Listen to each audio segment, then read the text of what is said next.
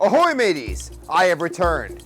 Collin is back in this week's all-new video, Axolotl Diets.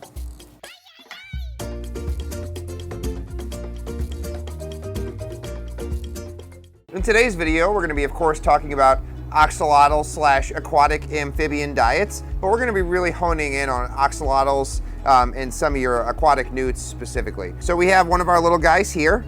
So this guy is what we would call like a very small juvenile. So when we talk about axolotl diet, the first thing I like to consider is frequency.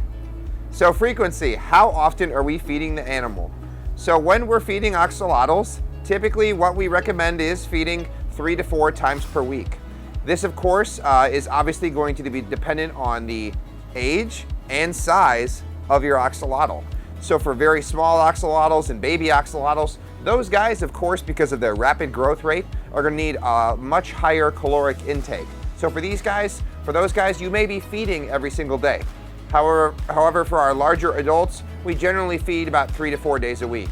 So frequency, it may depend on the age of your animal, but in general, it's not going to be every single day unless you have very, very small axolotls or very young axolotls. The next item we like to consider when feeding axolotls would be size of the item. So sizing, of course, is very important to what your axolotl is capable of ingesting. So of course, we wouldn't be able to feed one of these adult night crawlers to our little axolotl friend here. The worm is as big as he is, so he'd choke on it. So you're gonna wanna definitely have to size the prey item accordingly to what you're feeding. So when it comes to our pellet diet, these are available in several size options. So it's hard to see here, but we have a small and a medium-sized pellet. So I believe we have like an 1/8 inch, and then one is like a 1/16 of an inch pellet. So we have basically a baby, juvenile, and like adult pellet. So this is our larger size pellet from ZooMed. This is suitable for juveniles up to adults.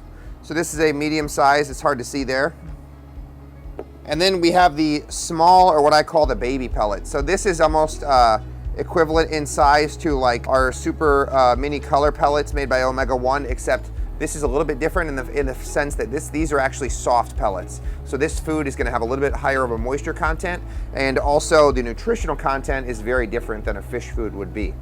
So the main thing when we talk about size of the food item, just make sure it's appropriately sized to your axolotl. If you're in doubt, a good reference point can be to judge the size of the prey item compared to the space between the axolotl's eyes, similar to how we do for like amphibians and other animals of that nature. If it can fit between the space between the animal's eyes, generally it'd be fine for the animal to consume. So most of these pellets, for a medium-sized axolotl here, like this guy, he could have 1 or 2 of these larger pellets, or he could have several of the smaller pellets. You're just going to have to kind of independently weigh that based upon the size of your animal. There is no one step or one easy rule, but it is just in a rule of thumb. You're just going to have to gauge it a little bit. Next thing we would like to talk about is types of food. So with types of food with an axolotl, typically we have several different categories. So we have our pellet foods. We talked about our pellet foods a little bit. These are what we like to consider a staple diet item. So I end up usually feeding these about twice a week in general. And I like to leave that third feeding for a rotating item. And I'll show you some of the different items we like to supplement with. For smaller baby axolotls and larger juveniles and adults, you can do frozen bloodworms or mysis shrimp. Me personally, what I like to do is take a cube, thaw down in a small Dixie cup or a little container, and then I like to target feed the axolotl directly. So what does that mean? So basically I'm just doing a controlled little portion, and what I like to use is something like like a little waste remover, like a beta waste remover or other suction bulb, and you can actually specifically squirt that in front of them. That way they get the sense of it and then they eat it. Axolotls are what's called vacuum feeders, so it means when they eat, they suck in a bunch of water too with their food. So if you're just basically suspending this in the water column in front of them, as long as it's got a good smell and it's enticing to them, generally they're going to eat it. Other frozen food items for larger specimens, we also like to do cut up silverside pieces. Now a very large axolotl could eat like a half of one of these, but in general we like to cut it up into small little pieces and tong feed. That's going to be a little bit safer as far as like choking hazard. Yes, they could take down a larger item, but in general we like to cut it up into little pieces. So you just take one of these, thaw it out, cut it up into little chunks, and that can be your feeding for the day. I also have these carnivore cubes from Omega 1. So these can be fed frozen or thawed, but these are great too. They have a really high protein content, which is ideal for axolotls. I like this food as well as far as a frozen item goes for larger specimens. So for larger guys, either one of these options as a supplemental food in addition to your pellets is going to be fabulous. The next category of food items, so we talked about our pellet or our staple diets, we talked about frozen food options. Our third option is our live foods. So here at Tye-Dyed Iguana, we have a bunch of different options as far as live foods, but today I'm going to show you just a couple of the more popular options we recommend. So first option here, we have our Canadian night crawlers. These are a nice, thick, juicy worm. These are going to be a little bit more substantial than some of our other worms. These guys are great for larger to medium-sized axolotls. These can be tongue-fed. They usually go crazy for these. However, keep in mind, due to their size, these would not be appropriate for a baby or a smaller axolotl, so you're going to have to gauge it. So as far as a worm option, as far as our live feeders for smaller individuals, we have our red wigglers. These guys, as you can see, are a lot smaller. They can be fed to smaller individuals and juveniles. If you're a little bit also more inclined, they can also be cut up into little pieces and tongue fed.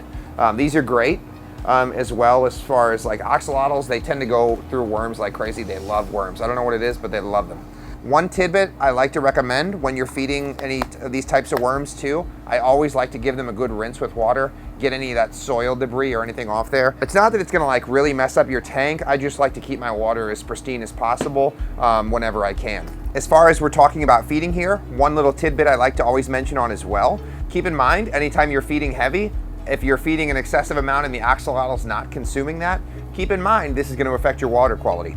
So with frozen foods, it tends to boost our phosphates, and with our dry foods, it tends to boost our nitrates. So keep in mind, any uneaten food scraps are definitely going to contribute to a little bit decrease in water quality. So be sure, if you have the ability to, always be sure to clean out or remove any uneaten food scraps from the axolotl tank whenever you can. It's going to keep your little guy a lot happier. It'll also help improve your water quality, decrease the need for water changes whenever possible.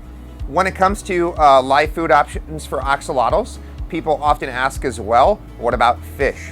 So yes, it is true that axolotls can consume live feeder fish as a prey item. Here at the Tye-Dyed Iguana, we definitely don't recommend that as necessarily a staple item. But if you were to feed live fish, what we typically recommend is you set up a small separate tank for basically a feeder colony. Now for smaller to medium-sized axolotls, a lot of people recommend, and this is not an endorsement, but people generally recommend live bearers. So for example, guppies, platies, mollies, white-clawed minnows, those are all commonly raised to be a feeder item for axolotls. I typically don't recommend goldfish. They're too large in general. They're dirty, and basically they're also very high in certain vitamins, which can be excessive to an axolotl. So if you're gonna raise live feeder fish, I definitely recommend, number one, you get your own colony started, you raise your own, so you know what you're feeding them, you know the quality of the food they're receiving, and you can keep an eye on their health and their quality, and just stick to the live bearers. So platies, mollies, guppies, those are all really prolific species, and they're super easy to breed, and then they're small enough where it's not gonna cause an issue if your axolotl eats one. Now, having said that, some people like to keep small fish with their axolotls. I will say it is definitely possible. However, with the larger fish, it can be quite a risk as far as they like to pick on axolotl gills, or the axolotl takes a chunk out of the fish's fin. And let's be honest, guys, we're in control of the situation, so it's our jobs as keepers to be the most ethical as we can be. So generally, I don't recommend keeping larger fish with axolotls. If you want to keep some smaller fish like white clouds or guppies, you generally can. But just keep in mind there always is that risk somebody might get eaten. Also, when we talk about live food, there's many different options people like to feed axolotls. This is more so when they're babies. Adults are generally not going to find these prey items as filling or satisfying. Honestly, they probably won't even care about them if they saw them in the tank. But some other items that we don't necessarily carry, but people and breeders do feed to very small hatchling axolotls. So we have live brine shrimp. You can hatch that at home on your own. We have live bloodworms or live blackworms that can be done at the home level, but I will tell you it's very labor intensive. It's kind of gross, to be honest, by the manner in which you culture them. People also like to have Daphnia colonies. Daphnia can be a little tricky to raise as well. And then the last thing would be different kinds of rotifers like scuds, or the other thing would be grindle worms. Grindles are a terrestrial worm, but those can be a little tricky to raise as well. So those options can work for very small individuals, But in general, if you're feeding one axolotl, I don't consider any of those things to be practical, simply because the amount of work you're putting into it is not, worth the yield you're getting out of it. Today's video is by no means a completely comprehensive guide, but it's just meant to give you guys a really good start as far as gauging what your axolotl is going to be requiring as far as food items. If you have any questions, be sure to stop in store or drop us a message online. Have a great day, guys.